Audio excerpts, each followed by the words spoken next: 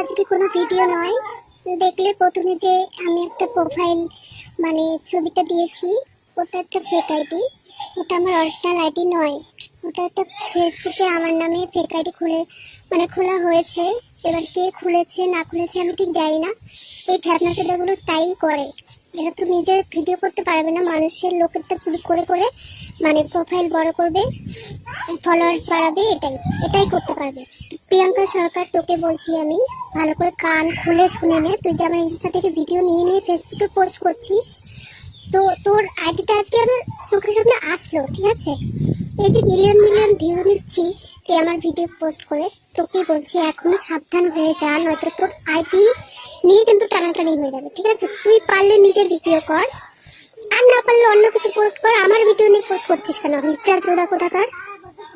তোকে আমি ভালোভাবে বললাম, ঠিক আছে?